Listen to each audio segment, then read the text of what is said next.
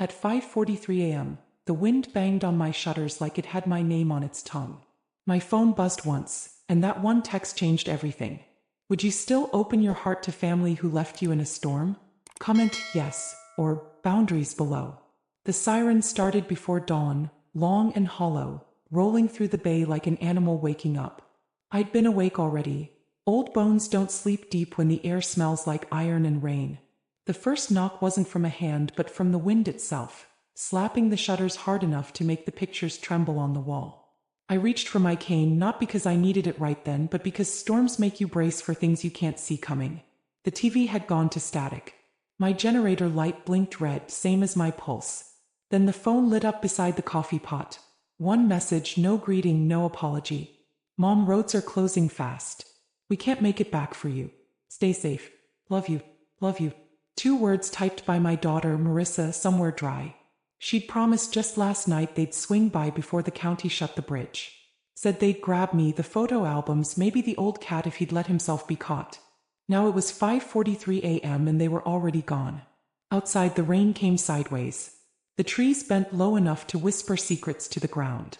I shut the blinds and boiled water the slow way, on gas, not electricity. Habit. My late husband, Frank, used to say don't trust a switch in a storm. He never said anything about trusting your own child. The next knock came sharper. Wood on wood, a loose shutter giving way. The sound made me jump. My mug rattled against the counter. I told myself it was just the wind. But deep down I heard another sound under it. That quiet, heavy silence of being left behind on purpose. I called twice. Straight to voicemail. Her husband, Tyler, usually picked up on the second ring. Not this time.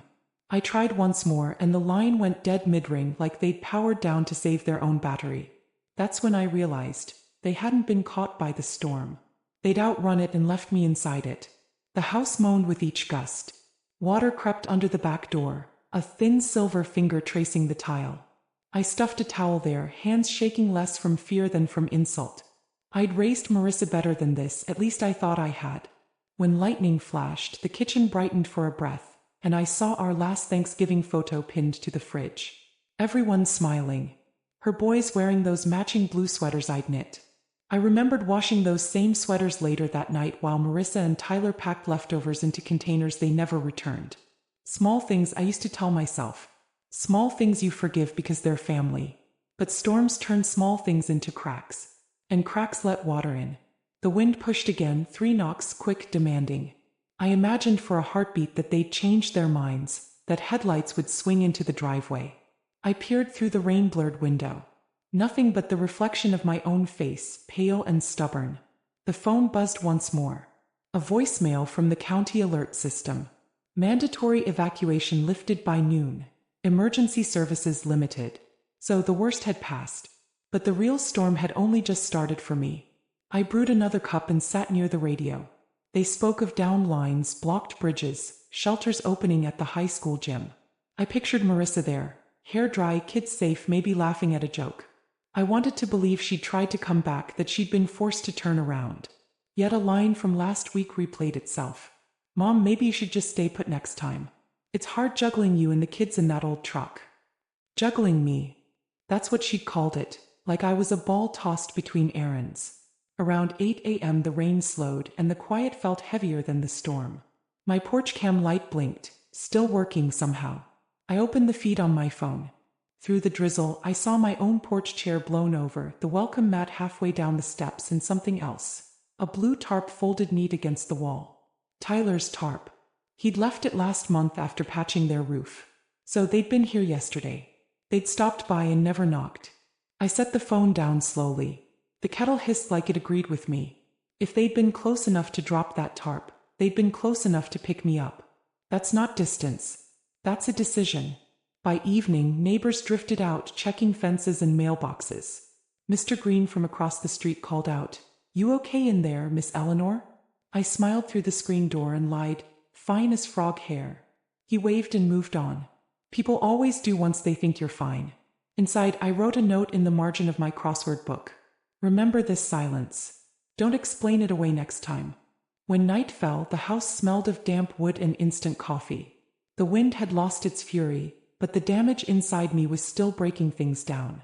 I made a list of what I could control: roof patch, porch steps, phone charger, heart. At 10 p.m. the power flickered back. The first thing that lit up was the voicemail light. 2 messages. One from the electric company. The second from Marissa. "Hey Mom, just checking in. We tried calling earlier. Hope you stayed warm. We'll swing by when road's clear. Love you. Love you." 2 words that now sounded like receipts. I deleted the message, turned off the porch light, and sat on the couch watching the generator hum itself steady. The storm had left branches scattered across my yard, and pieces of the truth scattered through my head. I didn't know yet that the real damage wouldn't come from wind or rain. It would come later, in envelopes and signatures and smiles that meant something else entirely. But that morning, as the second knock faded into memory, I whispered to the quiet house, "Next time the wind knocks, I'll be ready to answer it my way." And I meant it. 2 days after the sirens went quiet, they finally came back. Not with blankets or bread, but with cameras and clipboards. Would you trust a helping hand that only points at your pockets? Comment, "I see it," if you know that feeling. By the second morning, the bay tasted like tin and tree sap. The air still wore yesterday's clothes, wrinkled, damp, and honest about it. I swept wet leaves from the steps with the same slow rhythm I used on my thoughts. 1 push for the roof, 1 push for the porch, 1 push for the part of me that had been waiting on nobody. I heard the SUV before I saw it. New tires on gravel, too confident for a road still stitched together with puddles. The truck door shut with a practiced thud. Then another. Voices, bright, staged, like a news segment that had memorized its ending. "Mom, there you are," Marissa sang, a little too cheery for a street lined with limbs and power crews. She hugged me with her arms, not her chest, careful not to wrinkle her clean windbreaker. Tyler came around the hood carrying a hard case and a ring binder thick enough to be a hymn book. "Let's just get documentation before the adjuster is swamped," he said. Not hello. Not we're sorry. Documentation. They moved fast, too fast, like they had done this before. Tyler clicked open the case and lifted a drone the size of a dinner plate. It blinked awake, a tiny cyclops with helicopter wings. He launched it without asking, and the little thing climbed above my roof, ticking softly, recording what the storm had peeled back. "Footage is everything," he said to no one in particular. "Timestamp it. Pan the fascia. Get the decking." Marissa hovered in the doorway, snapping photos on her phone. Gutter, porch, the crack in the front step that had been there since Frank misjudged a winter freeze 10 years back. She crouched, angled, snapped again. She never looked at my face. Her voice bounced off the siding, bright as aluminum. "We'll handle everything, Mom. You just rest, okay? Rest." I rested while the storm was still walking. She rested while the cameras were running. They did a full loop. Tyler measured the back door frame with a tape I didn't know he owned. He muttered numbers to Marissa.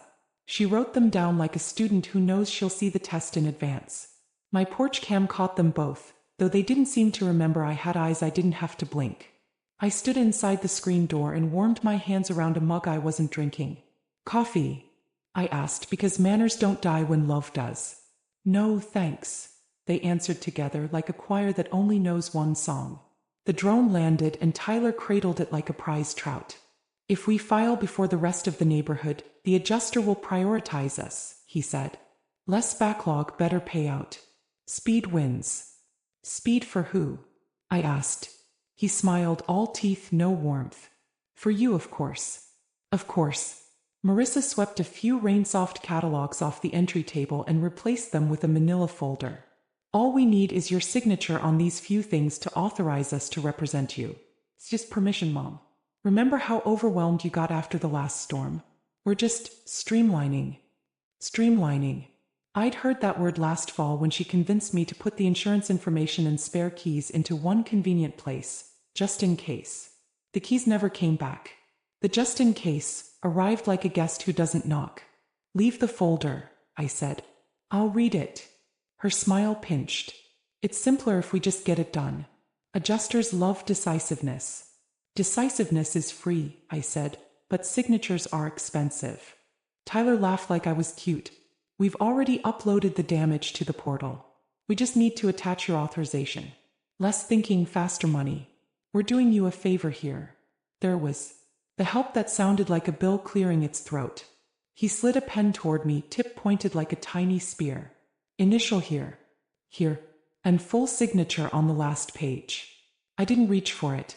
Where were you on Tuesday at 5:43 a.m.? I asked, not because I needed their alibi, but because I wanted to hear what their mouths would do with the truth. On the highway, Marissa said too quickly. It was chaos. Which highway? I asked. She blinked. Tyler's eyes cut sideways. We left the parish before the worst of it, he said. We had to get the boys safe. And your mother? I asked. Silence. Not long. Just long enough to hear that it was there. Tyler broke it with a smile that looked like a stamp. Pre-inked, impersonal. We cannot rewrite Tuesday. But we can fix Thursday. He nudged the folder again a little harder, like paper could act like a hand. I turned the pages slowly with 2 fingers. The forms were familiar in shape and foreign in content. Authorization letters stapled to an assignment of benefits I never requested. A temporary property management clause that would let them accept disbursements on the homeowner's behalf. My name was written neatly across each top right corner, spelled correct, middle initial floating where Frank used to tease I kept spare strength. In the bottom margin of the main form, in smaller print, sat a line like a whisper trying not to be heard. Owner hereby grants designated representative the right to endorse checks made payable to the insured. Endorse. Such a polite word for something that turns your house into an ATM with someone else holding the card. I set the folder down like it weighed more than a roof. I'll review this, I said. If I have questions, I'll call. We're on a clock, Marissa said, the cheer gone. Delay means less. For who? I asked again. I wanted the question to sit in the doorway like a bouncer. Tyler closed the binder with a thwack. Look, he said, voice flattening, we know how these things work. If we file before the crowd, we get the adjuster on our schedule. If you drag your feet, we lose leverage. That hurts your payout. We're trying to win this for you. That word again. Win. Like life was a contest and I hadn't noticed the judges wore our last name. He lifted the drone case and Marissa slipped the manila envelope back toward me as if distance could do the persuading. We'll swing by tonight to pick it up, she said, a little tight, a little tired of pretending. We already did a lot of legwork. I watched them load the car. Their boys stayed buckled in back, blank-eyed over tablets, crumbs stitched into their seatbelts. Tyler tapped something on his phone and the drone footage uploaded to a cloud I didn't own. Before they left, Marissa stepped close enough for me to see a smear of powdered sugar at her lip. Donuts, somewhere with a generator and AC. You know we love you, she said quietly. Don't make this harder than it needs to be. I caught my reflection in her sunglasses, small, silver-haired, standing in a doorway that had learned to stay shut. I reached up and brushed the sugar away with my thumb like she was 6 again and still mine. I know what love looks like, I said. I don't need a drone to find it. They backed out fast, gravel skipping like skipped apologies. When their taillights turned the corner, the street took a breath it had been holding since the sirens. Inside, I put the folder on the dining table and made a fresh pot of coffee I intended to drink. I opened my notebook and wrote, neat as a ledger. Drone. Binder. AOB clause. Endorsement line. Then I added, 2 days after evacuation lifted, they documented. I called Mr. Green and asked if his grandson still worked the counter at Bay First Insurance. He does on Tuesdays, he said. Why, you got questions? I have an interest, I said. I'm trying to learn the price of my own name. Around noon, the mail truck limped down the block like a tired horse. I shuffled out to meet it. The mailbox coughed up a fistful of envelopes heavy with other people's requests. Estimates, a roofing flyer, a pre-approved credit card offer I would never need. At the bottom, a windowed envelope bearing my name and the insurance company's seal, postmarked yesterday. The letter was not long. It never is when the words already know how they'll land.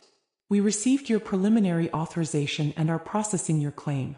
Please confirm your preferred payee by contacting our office or by replying to this notice with an updated representative form on file. I read it twice. The first time as a woman who had survived a storm. The second time as a woman who just spotted the tide turning the wrong way. Preliminary authorization. On whose authority? I set the letter beside the manila folder and looked at them like a pair of footprints headed toward my pantry. The porch cam pinged then, recording a little moth doing its best to be more than a wing in the dark. I smiled despite myself. Small things I used to tell myself. Small things that prove how alive you are. By dusk, blue light swam across my ceiling, the kind that leaks in from a TV through curtained windows. Next door, someone laughed too loud at a canned joke. Down the block, a chainsaw coughed out a mercy cut on a fallen pine. The world was putting itself back together with twine and borrowed tools. I pulled the folder closer and took a pen out of Frank's old cigar tin. The click felt like loading a truth I had put off too long. I turned to the last page, the one with the endorsement clause, then slid the page free and held it to the lamp. Water stains had wrinkled the corner, but the ink held. My name at the top. Their hunger in the margins. I didn't sign. Instead, I wrote across the blank signature line, slow, steady, each letter a plank laid across a swollen creek. Review pending. No authorization granted. Then below it, smaller for me, if there's a signature on file, it isn't mine. I tucked the page back where it belonged and shut the folder.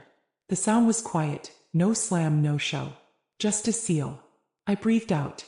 The kind of breath you take when you realize the real storm has changed clothes and learned your surname. When the phone rang, I knew it wouldn't be a neighbor. It wouldn't be the church. It wouldn't be a kind voice asking if I needed a hot plate. It was the number printed on the insurance letterhead. I let it ring once, twice, then answered, not like a victim, not like a supplicant, but like a homeowner with both feet on dry ground. Mrs. Davis? A pleasant voice, trained to sell calm. Just confirming your authorization. You'll get my authorization, I said, when you get my questions answered. Pause. Paper shuffled. Of course. What would you like to know? Who submitted the preliminary authorization? I asked. And where did they get my signature? The line thinned, like someone had just realized the wind had changed direction. Let me pull that record up, the voice said. I looked at the manila folder, at the drone case memory, at the sugar I'd wiped from my grown child's lip. I was tired, yes.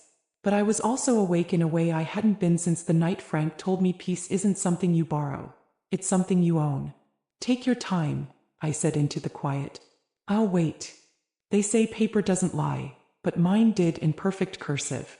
Have you ever seen your own name used against you? Comment, proof. If you've ever caught betrayal written in ink. The insurance agent's voice was polite in the way wind chimes are polite. All sound, no shape. Mrs. Davis, according to our file, the authorization came through by fax last night from the number on record. It included your signature on 3 pages and your initials on 6. Everything looked consistent. Consistent, I repeated. The word felt like grit between my teeth. Can you send me a copy? Yes, ma'am. Would you like it emailed or printed? Both. I hung up before she could ask the security questions. I already knew the answers, and so did the 2 people who shouldn't. 15 minutes later, my inbox chimed. The PDF opened slow, line by line, like it was shy to be seen. There it was, my name curling across the bottom of every page, same slope, same steady loop Frank used to tease me about when we signed Christmas cards. Only the ink wasn't mine, and the pen that traced it didn't tremble from age the way mine sometimes does. It was perfect. Too perfect. The stomach doesn't drop when it learns a truth. It rises, pressing up under the ribs, crowding the breath. I printed all 6 pages, stacked them on the table, and stared at myself. The version of me they'd built from practice and audacity. Outside, the afternoon sun had the nerve to shine. Across the street, Mr. Green was repairing his fence with his grandson. Each hammer tap landed clean. Honest work sounds different. You can hear it. The printer spat out one more page, the fax cover sheet. Sent from Tyler Creighton LLC. Date stamp, 8:14 p.m. yesterday, right about the time their SUV headlights disappeared around the corner. I laughed once. Not a happy sound, just a release valve. I slid the papers into a clear sleeve and tucked it into Frank's old binder, the one marked taxes and receipts. He always said, paper tells the truth if you keep it long enough. I wondered what he'd say about paper that lies this well. By 4 o'clock I'd made 3 phone calls. One to Bay First Insurance to request a hard copy audit of all communications. One to the parish clerk to ask about filing a fraudulent authorization dispute. And one to myself, the kind you make in your head when you're balancing fury and disappointment. The promise was simple. Don't let anger write the next line. Evening brought company, the kind that pretends to be coincidence. Marissa's text blinked on my phone. Heading over soon. Need to grab the folder, remember? I didn't reply. I set the phone face down and waited. Their SUV rolled up just before dusk. Same confident tires, same bright smiles pretending the day hadn't confessed their secret. Tyler carried a bouquet from the grocery store. Sunflowers, loud and sunny, bought to hide something sour. Mom, Marissa called, stepping over the wet porch boards. We wanted to check on you. You already did, I said. I got your fax. Tyler froze mid-step. Our what? The fax with my signature, I said. I keep copies of my handwriting so I recognize when it starts doing tricks. Marissa's smile flickered, quick as a blown match. Mom, there must be a mix-up. You told me last month to go ahead if anything ever happened. I said if something happened to me, not for me. My voice surprised even me, steady, not raised, the kind of tone that doesn't invite interruptions. Tyler's hand tightened around the bouquet. You're misunderstanding. We were just trying to get the claim moving before I could read it? I asked. He set the flowers down, petals catching a splinter. You're making this bigger than it is. I didn't make the signatures, I said. Them's yours. Silence sat down between us like a third chair. The house creaked, siding cooling after sun. Inside, the printer hummed low, still plugged into truth. Marissa's eyes went shiny, the way guilt disguises itself as hurt. You think we'd forge you? Mom, that's a serious accusation. It's not an accusation, I said. It's an observation. Paper says you did, and paper's hard to argue with. Tyler's jaw worked. Fine, he said finally. We'll call the agent, clear it up. Probably just a clerical error. That's kind of you, I said. I already did. His mouth opened, closed. I could almost hear the gears grinding behind his polite face. He started to say something else, but Marissa touched his arm. Let's not fight, she murmured. Then turning to me, Mom, we were scared. You were alone. We thought we could handle the paperwork, make it easier for you. That's all. Easier. There's a word that always walks ahead of trouble. I appreciate the thought, I said, but you don't build ease on forgery. Her voice cracked on the next word. Forgery? Mom, please. I lifted the sleeve with the pages inside. The lamp light shone through the plastic, the ink dark as confession. Looks a lot like me, doesn't it?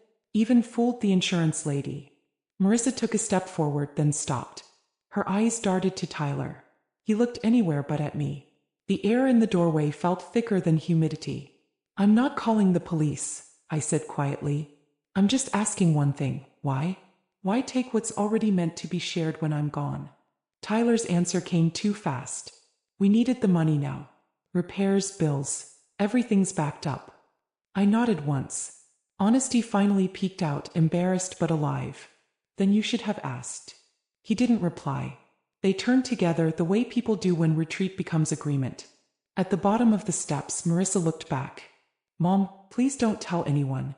We can fix this. I already started fixing it, I said. I called it truth. It doesn't need permission. They left the flowers. I left them there too. When the taillights disappeared, I picked up the bouquet. The stems were still wet from storm mist. I carried them to the kitchen, trimmed the ends, and dropped them into the sink. The drain swallowed the petals slow, one by one. That's the thing about beauty bought on discount. It never lasts the night. At 10 o'clock, the insurance agent called back. Her tone was different, tighter, careful. Mrs. Davis, thank you for your patience. We compared the faxed forms to your prior records. The signatures don't match. Would you like to open a fraud case? I looked at the empty vase on the counter, at the petals sticking to the metal like soft confessions. Yes, I said, but quietly. I just want my house, not headlines. We can flag the claim and freeze any disbursement until verification, she said. I'll note that you reported unauthorized activity. Good, I said.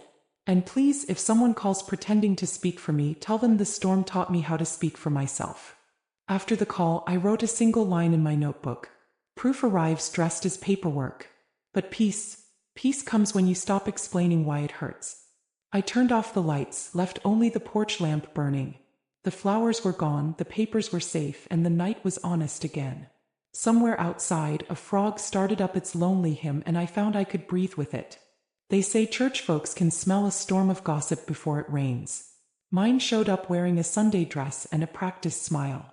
Would you confront family in public or stay silent for peace? Comment, stay silent, or speak up. The following Sunday, the sky finally remembered how to be blue. Every church in the parish smelled of lemon polish and relief, like people were trying to scrub the storm out of the week. I wasn't ready for company, but habit drove me. 67 years of folding hymnals and bringing deviled eggs will do that to a woman. The parking lot shimmered with puddles. Children hopped through them in patent shoes, their laughter a thin kind of mercy. Inside, the choir rehearsed half a beat behind the organ, the way they always did. I sat near the aisle. Old bones and quick exits go together. Then she appeared. Marissa glided down the center like peace wrapped in linen. Pale yellow dress, hair smoothed into forgiveness. People gasped the way they do for survivors. That's her mother. Someone whispered behind me, and I felt the whisper land on my shoulder like a fly I couldn't swat. He saw me, of course. Tilted her head just enough to prove she wasn't afraid. I nodded back because my grandmother used to say the nod is the cheapest mercy. After service, the fellowship hall filled with chatter and pie. The women's circle fussed over casseroles, and the deacons compared insurance adjusters. The air was thick with stories, everyone performing gratitude for still being here. Marissa and Tyler were already there, stacking paper plates, greeting everyone by name. We've been helping Mom with her paperwork, she said to Mrs. Jensen from the choir, loud enough to stretch across the room. Trying to get her back on her feet after the storm. She's so independent, but you know how she pushes herself. Independent. That word always comes wearing a compliment's face but carrying a knife behind its back. Mrs. Jensen patted my arm. Aren't you blessed to have children who step right in? I smiled with the kind of grace you can only buy by swallowing stones. Yes, I said. They always find a way. Tyler was busy showing a few men photos on his phone. Drone shots of my roof, debris sighting. We filed early, he bragged. Adjuster said we did everything right. We when the harvest looks good. I took a seat near the punch bowl, poured a cup that tasted of red dye in memory, and watched the show. Marissa moved from group to group, collecting sympathy like signatures. Each time someone said how wonderful, she smiled wider, feeding on the approval. I'd seen that smile before, on the day she forged my name. Halfway through the potluck, Pastor Nelson tapped his glass with a fork. Before we close, he said, I want to acknowledge the Davis family. We all saw that drone footage online. Tyler, the work you and Marissa are doing for your mother is a testament to faith in action. The room clapped.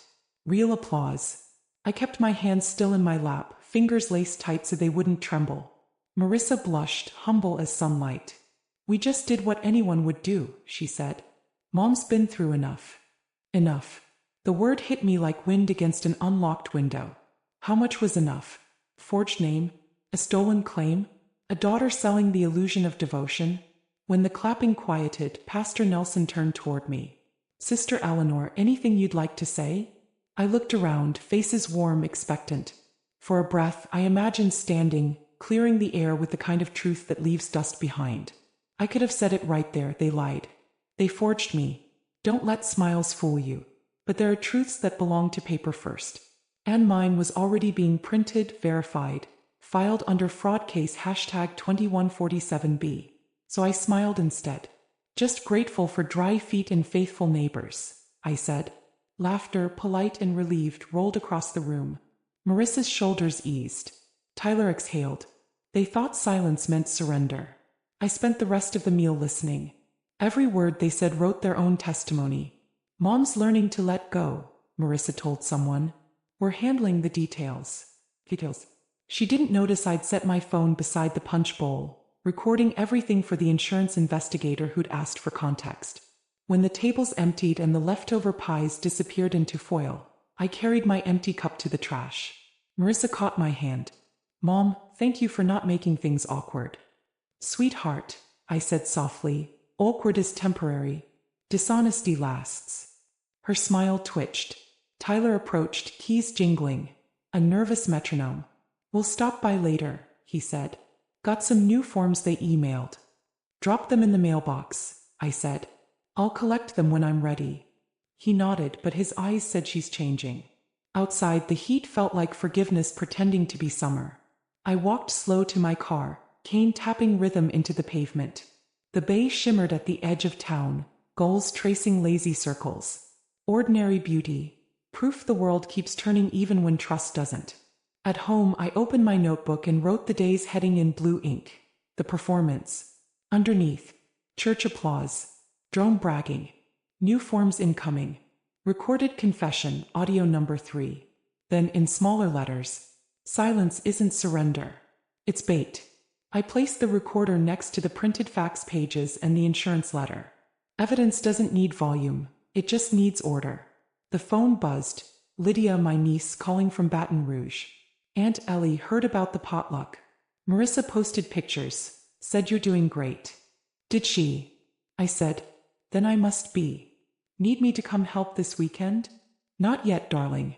I'm just setting the table for a different kind of supper. She laughed, not catching the edge in my voice. You and your sayings. I get them honest, I said. Same place I keep my patience. After we hung up, I poured myself real coffee, dark and strong. The evening light slanted through the kitchen window, catching the stack of papers like a quiet promise. In that light, even lies can't hide their fingerprints. I thought about what forgiveness had cost me over the years. Missed appointments, unpaid thanks, silence mistaken for permission. Maybe forgiveness wasn't meant to be a discount. When darkness settled, I stood at the window and watched the streetlights hum to life. My porch cam blinked green. A car slowed at the curb, then idled. Tyler's SUV again. He dropped a thick envelope into my mailbox and drove off without headlights. I waited until his taillights vanished before stepping outside. The envelope smelled of toner and haste. I didn't open it. I just wrote tonight's date across the seal in marker. Received, unopened, witness, camera. Then I placed it beside the others in the binder labeled reconstruction, and I smiled. Just a small, private thing. Because sometimes you don't need to shout a truth. You just need to archive it. Banks don't lie. People just teach them what to say. The teller smiled at me like I was confused, but the screen behind her told a different story. Comment, I know that look. If you've ever seen someone hide the truth behind a polite smile. Why Tuesday the neighborhood smelled of lumber and tar, hammers, saws, and promises everywhere. I dressed slow that morning. Clean blouse, hair pinned neat, a touch of lipstick the color Frank once called rose that doesn't brag. A woman looks stronger when she looks steady. The potluck performance had earned me more silence than usual. No calls, no love you texts, just the quiet click of distance. That was fine. Silence makes thinking easier. At 10 sharp I locked the front door, tucked my binder into the tote, and drove to Bay First Bank, the small brick building wedged between the pharmacy and the post office. Same one Frank and I had used for 40 years. Same tellers who'd sent sympathy cards when he passed. Familiarity can feel like safety, until it doesn't. Inside, the air smelled of carpet cleaner and coin. Only one teller on duty. Clara, young enough to type faster than she speaks. Morning, Mrs. Davis, she chirped. How's the house holding up? Still standing, I said. Can't say that about all of it. She smiled the way service people do when they're trained not to ask follow-ups. What can we do for you? I need to check recent activity on my homeowner's insurance deposits, I said. I just want to make sure everything matches. Sure thing. Her nails clicked across the keyboard. Do you mean the transfer from... She stopped herself, eyes flicking to me, then back to the monitor. One moment, please. Behind her, the manager's glass office door was half closed. I could see Mr. Allison, gray hair, kind face, the man who used to call Frank Coach, because they'd shared Little League duty back in '88. Clara whispered to him and he nodded, motioning me in. Inside, the office smelled of coffee left too long on a burner. Eleanor, he said warmly. Haven't seen you since before the storm. How are you holding up? I've been drier, I said. I'm here because my name's showing up on papers I never signed. Wanted to see if any checks were deposited under it. He closed the blinds before speaking again, a gesture that made my pulse quicken and calm at the same time. I can't disclose private customer information, he said carefully, but I can show you any transactions tied directly to your account. Please. He angled the monitor so I could see. A list scrolled down. Small withdrawals, utility payments, grocery runs, then a line that didn't belong. Deposit. Insurance disbursement number 11472, 84,700 US dollars. Cleared. Tyler Creighton LLC AE #2984. Not my checking account. Not any account with my signature. Yet there it was, my name listed under endorsed by. My breath caught like fabric snagging on a nail. That's mine. He nodded. The check was made payable to Eleanor Davis and/or authorized representative. Looks like the bank accepted the corporate endorsement. Policy allows it if the documentation looks valid. And did it? He hesitated. To the naked eye, yes. Signature matched the card on file. Matched the card, I repeated. But that card's been sitting in my wallet. He leaned back, choosing his next words like stepping stones. Eleanor, if you believe there's been fraud, you'll need to file a notarized dispute. We'll freeze any further activity tied to your name until investigation. I looked at the screen again. The tidy numbers, the date only 2 days after the storm, the ease with which betrayal had passed through air conditioning and pleasantries. Can you print that? He did quickly, slipping the page into a confidential envelope. Officially, you didn't get this from me, he said quietly. Unofficially, I still owe Frank for that little league season. I smiled small. He'd say you just hit a good pitch. Outside, the noon sun glared off every windshield. I sat in my car with the envelope open on my lap, the printout glowing like a confession. $84,700. My roof, my savings, my trust, cashed by the same man who still called me Mom. A text arrived. From Tyler. Hey Mom. Any update from the bank? Need to confirm funds cleared so we can pay contractors. Contractors. I stared at the screen until the letters blurred. Then I typed back. Funds are accounted for. I'll handle the rest. No emoji. No warmth. Just punctuation that meant I know. At home I spread everything across the kitchen table. Faxed forms, bank printout, insurance letter, the unopened envelope from my mailbox. The story was writing itself now, line by crooked line. I called the parish courthouse. I'd like to schedule a notary appointment, I told the clerk. I have documents that need witness verification for a potential fraud case. Tomorrow morning at 9, she said. Bring identification and copies. I have more than copies, I said. I have proof with manners. Evening settled slow. I made soup from the pantry, beans, tomato patience, and ate by the window while rain whispered like gossip in the gutters.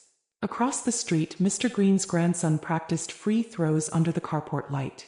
Ordinary life, steady, honest, kept breathing around me. After dinner I opened the new envelope Tyler had left in my mailbox. More forms, fresh ink still warm from a printer. Revised authorization, the heading said. In smaller type, sign and return to maintain claim eligibility. I laughed so softly it startled the cat. The audacity almost felt like art. I slid the papers back into their envelope, sealed them, and stamped the date across the front. Received but refused. Then I turned on the lamp and took out my notebook.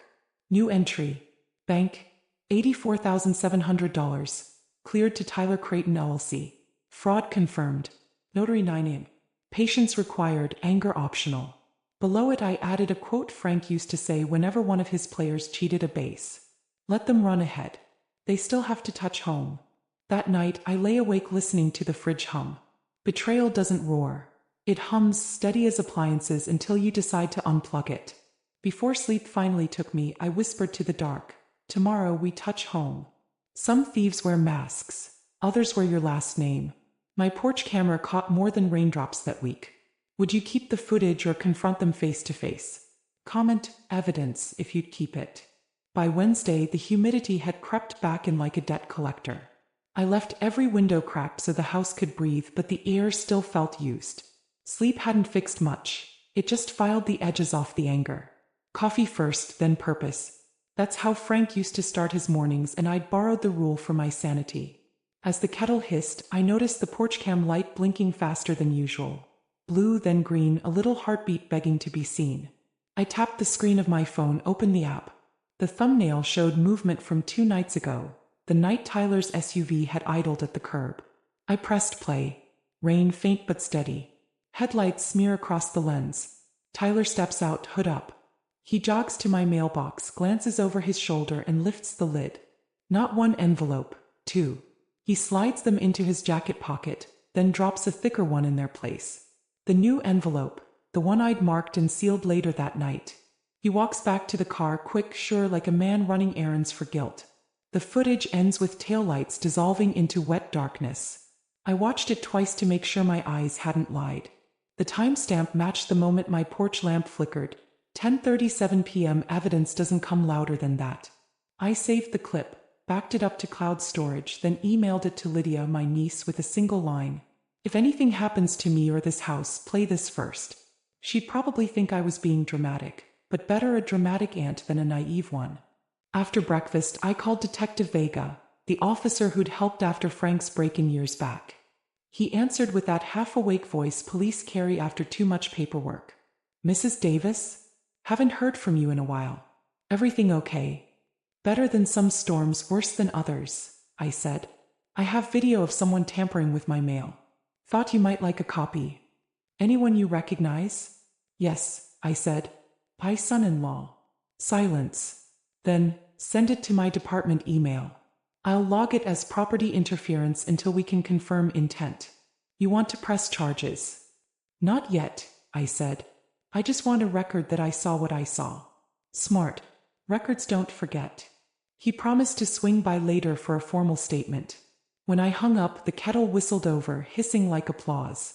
Around noon, Mr. Green stopped by with a tin of cornbread. Heard you were headed to the courthouse yesterday, he said, eyes kind but curious. Just getting some papers stamped, I answered. You always did like things official, he teased. You need anything lifted or fixed, holler. I might need a witness soon, I said. For what? For truth. He laughed, thinking I was joking, and wandered back across the street. Inside, I set the tin on the counter and opened my binder. The documents now told a story in chapters. The forged fax, the bank printout, the church performance, the mail theft, video evidence. Each page slid neatly into its plastic sleeve, proof building its own spine. I numbered everything the way Frank numbered plays in his old notebooks. This wasn't revenge, it was organization. At 3, the detective's cruiser pulled up quietly. Vega looked older, crow's feet gray at the temples, but still polite enough to wipe his boots before stepping inside. Show me the clip, he said. We watched together. When Tyler's face caught the porch light, Vega whistled low. That's pretty clear.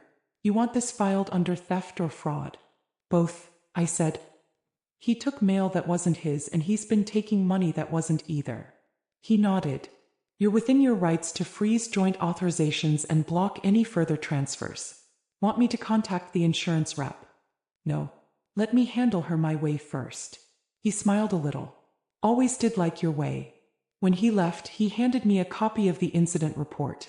Case numbers on the top. Keep it somewhere safe. I've got just the drawer for it.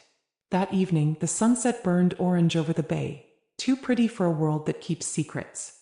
I sat on the porch with my coffee, camera still blinking above me, guardian and witness both. The phone buzzed. Marissa again. Mom, we really need to talk. There's been some misunderstanding. Please don't make this worse. I typed back slow. Then come talk in daylight. No answer. 10 minutes later, the porch light caught a shadow moving near the fence. A rustle, then nothing. I turned the brightness up on the camera feed. The motion sensor showed a shape retreating toward the street. Probably raccoons, I told myself. Probably. I went inside, locked the door, and opened the recording folder.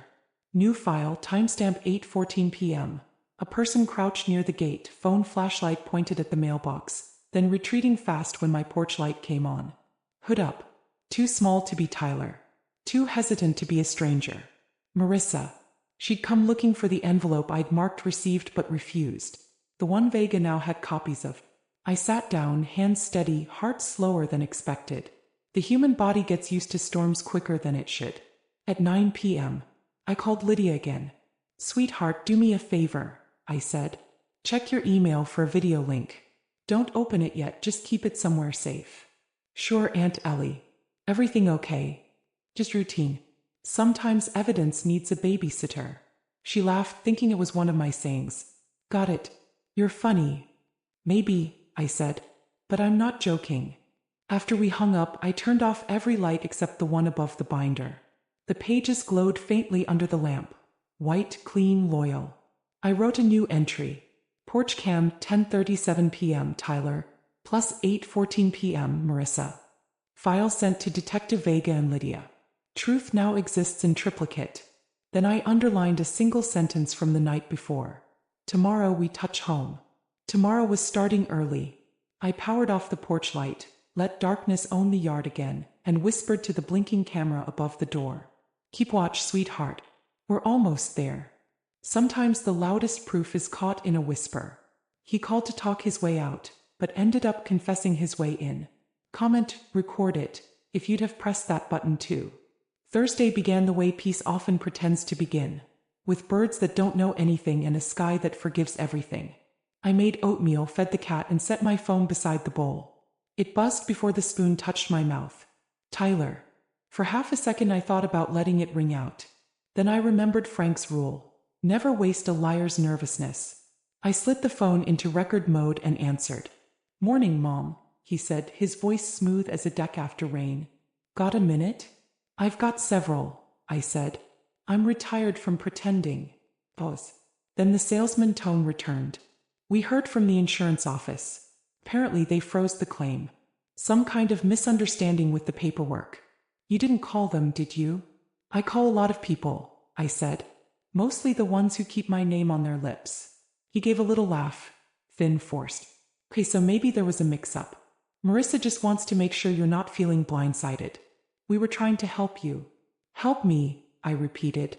By signing my name prettier than I ever could? Silence.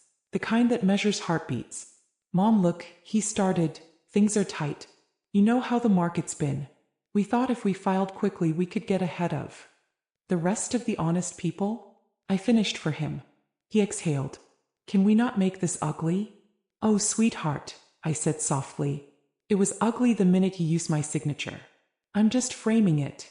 He chuckled again, but the sound broke halfway. You've got to understand, we weren't stealing from you.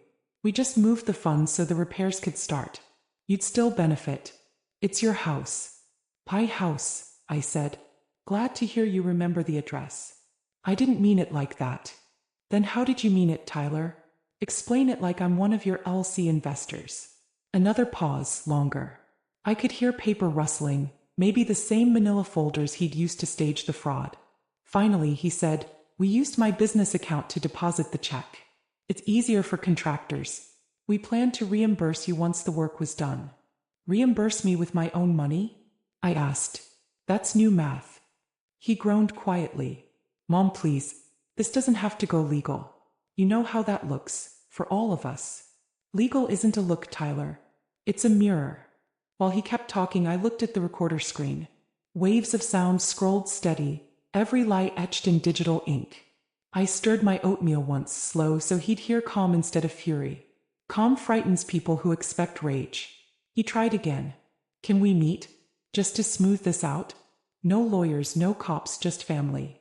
You sound worried, I said. Is that guilt or conscience? They sound so alike. He sighed. You're twisting this. No, I'm untangling it. A faint voice chimed in the background. Marissa. She was near him, whispering directions. I could make out every third word. Apology, delay. Please. He muttered away from the phone. She's recording this, I can feel it. I smiled. You'd be right, I thought. Mom, he said louder, we're family. You raised Marissa better than this back and forth. She's sick over how this blew up. Then she should rest, I said. Guilt's exhausting.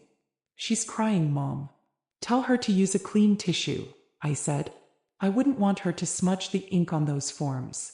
He cursed under his breath. Fine. You win. We'll return whatever's left. Whatever's left is an interesting phrase, I said.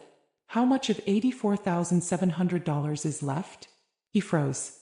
Even through the phone I heard it, the hitch of someone realizing the evidence pile is taller than their excuses. Who told you that number? He asked quietly. The banker's eyes, I said. They tell the truth if you look long enough. For a few seconds neither of us spoke. Then he whispered, you don't have to do this. Think about the kids. I am, I said. That's why I'm doing this. They deserve to learn that consequences aren't curses, they're lessons. He muttered something to Marissa. Muffled panic, a rustle, then the click of the call ending. I let the phone rest on the table, the recording still running. The timer read 18 minutes, 32 seconds. 18 minutes of confession, contradiction, and cowardice. Enough to hang their own story without my help.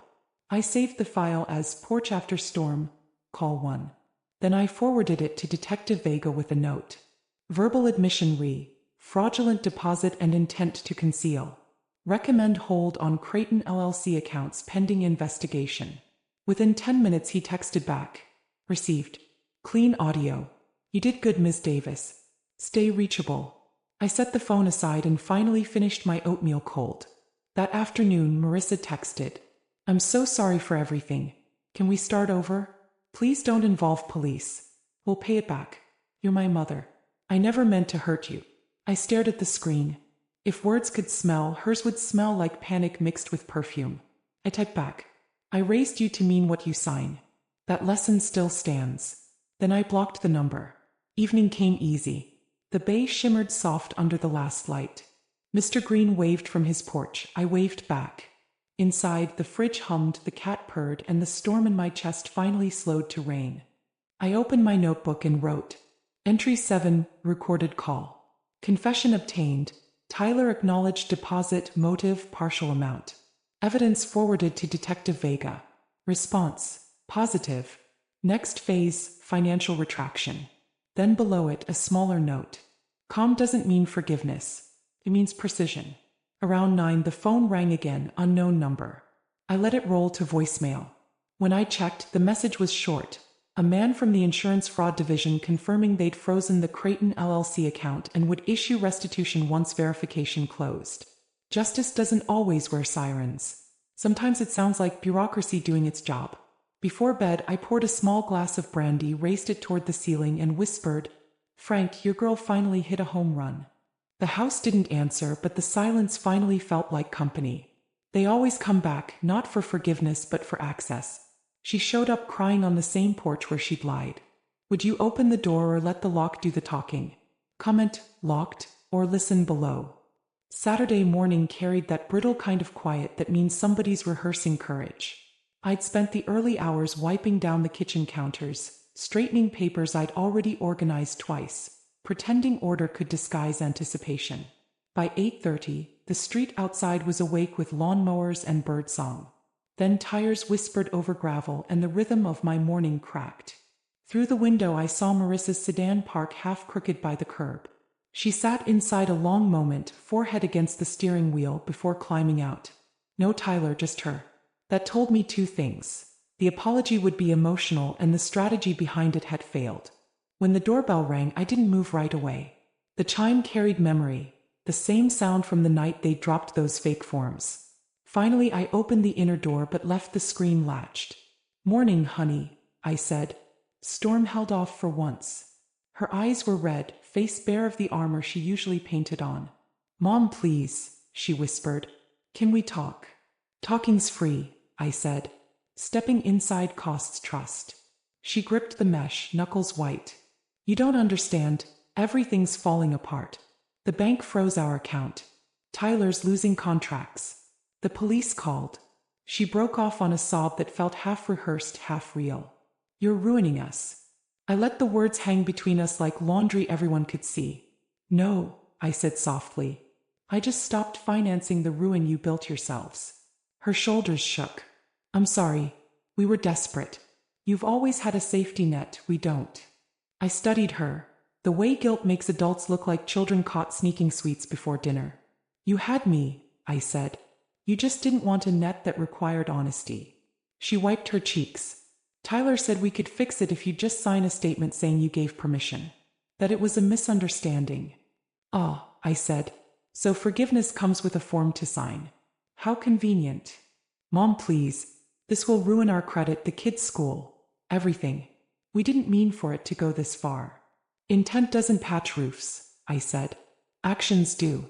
And yours tore holes. She sagged against the doorframe. I thought you'd understand.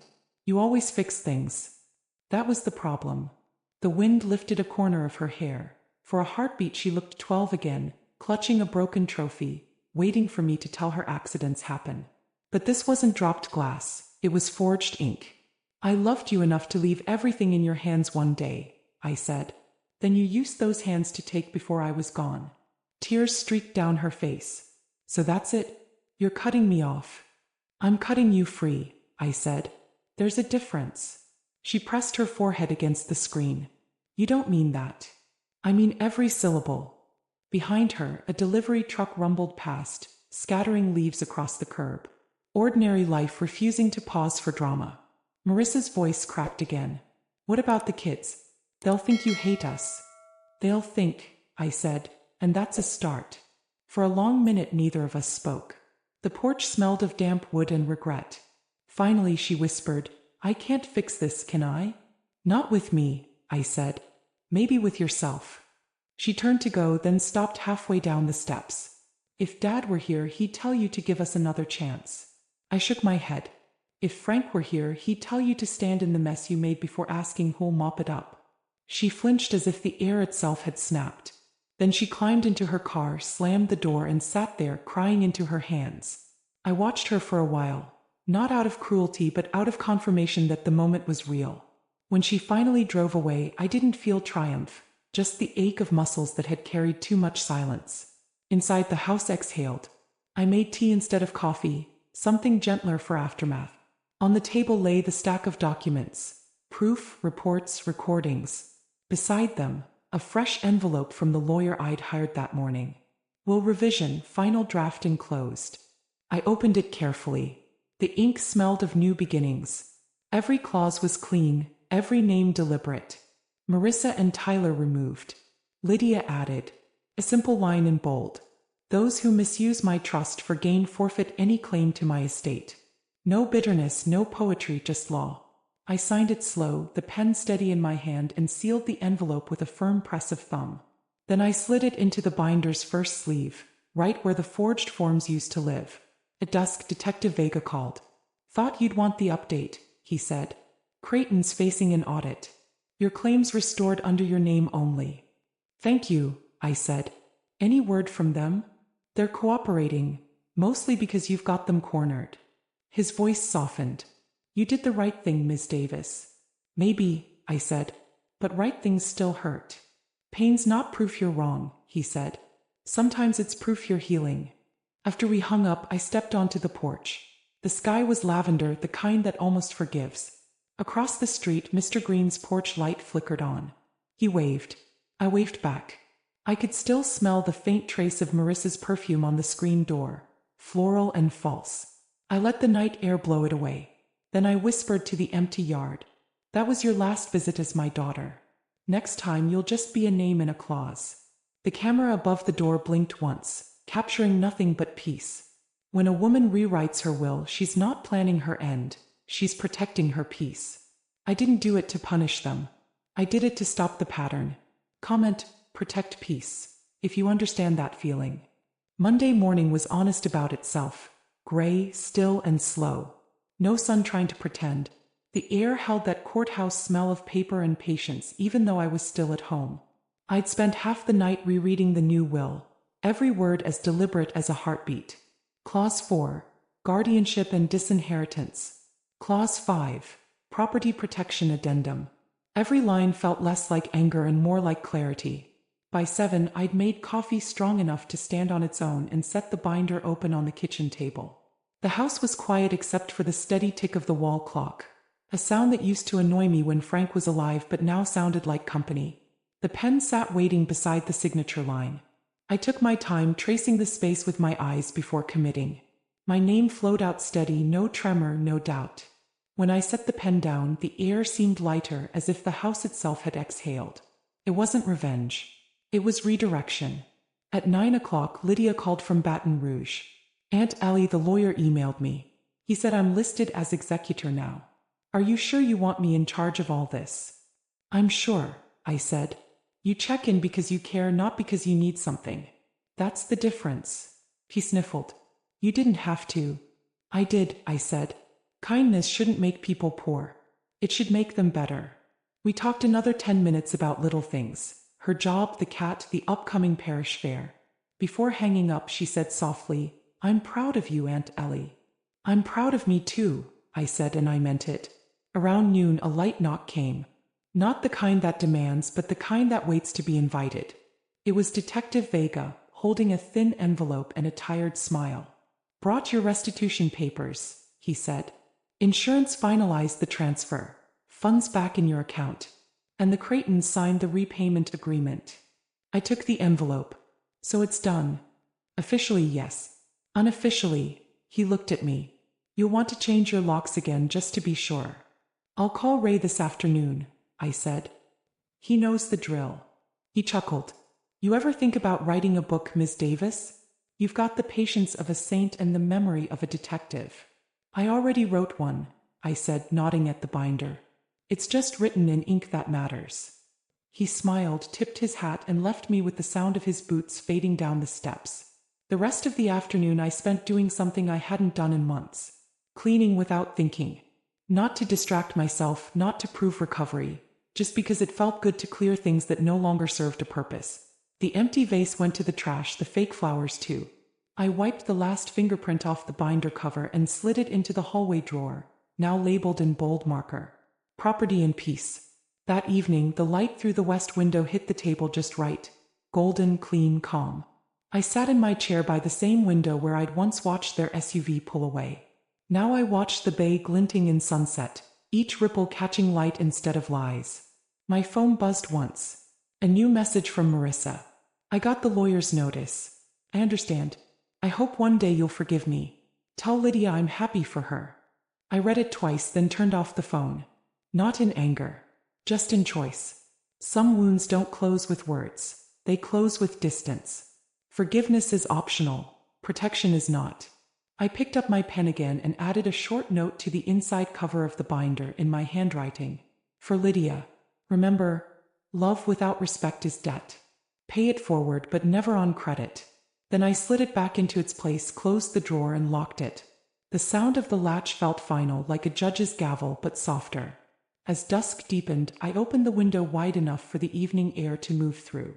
The smell of salt water drifted in, carrying gulls and faraway laughter. Somewhere down the street, kids were riding bikes again. Life already forgetting the storm. Good. That's how it should be. The curtain brushed my arm and I smiled at the touch. I thought of Frank again. His easy grin, his steady hands tightening every loose hinge in this house. He would have said, "You can't stop people from being who they are, Al. But you can stop them from owning what's yours." And for the first time in months, that didn't sound like bitterness. It sounded like balance. Later, under the warm glow of the kitchen light, I poured 2 cups of coffee. One for me, one for the ghost of all the patience I'd finally buried. I raised my cup to the window and whispered, "We made it home, Frank. And the locks still work." The night breeze shifted the curtain, almost like an answer. Somewhere in the dark, the porch camera blinked twice. Green, calm, satisfied. They left me in a storm and thought I'd drown in silence. But silence isn't surrender. It's rebuilding. Would you choose revenge or peace if you were me? Comment peace or revenge below. By the time spring brushed across the bay, the storms had turned gentle again. Just rain without intention, thunder without warning. The kind of weather that used to scare me no longer did. When you've survived a hurricane inside your own bloodline, a little wind feels like air learning to apologize. The house smelled new. Fresh paint. Sanded wood. Peace has a scent, you just have to earn it. The roof had been fixed by real contractors this time, the ones I'd chosen, paid, and thanked myself. The porch rail gleamed white again and every screw sat straight, like soldiers standing where truth told them to be. I kept my mornings simple. Coffee, a little gospel on the radio, and the slow ceremony of feeding the cat. Peace loves routine. It arrives in small habits, the ones no one claps for but you keep anyway. One Friday afternoon, Lydia came to visit, carrying a pie that smelled like cinnamon and curiosity.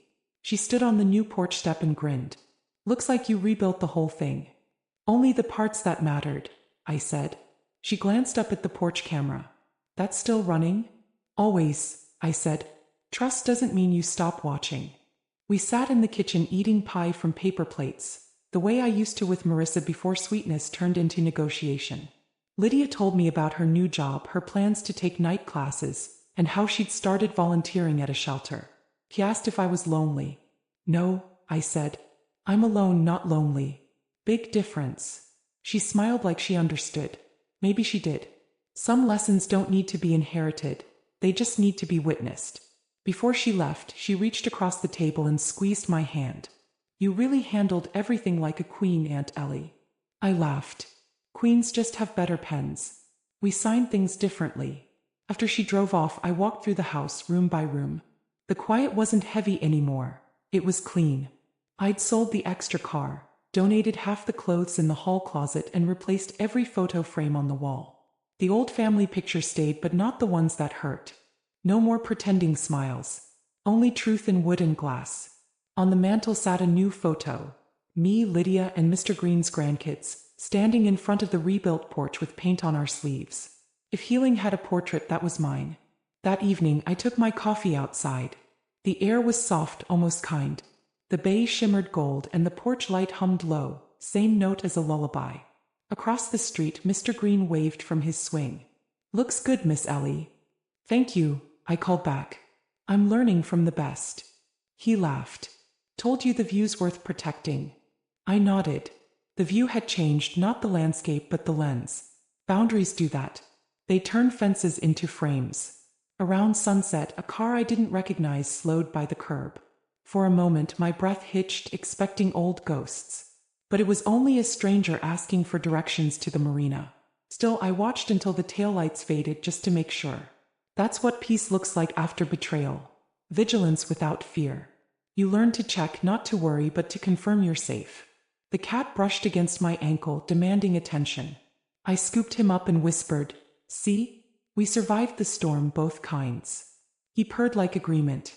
Inside, the binder sat on the shelf, closed, no longer a weapon. Just record-keeping for a woman who finally believed her own handwriting again. Next to it was a smaller notebook labeled Aftermath. Its first page read, "They left me in a storm, but the roof wasn't what broke. It was trust.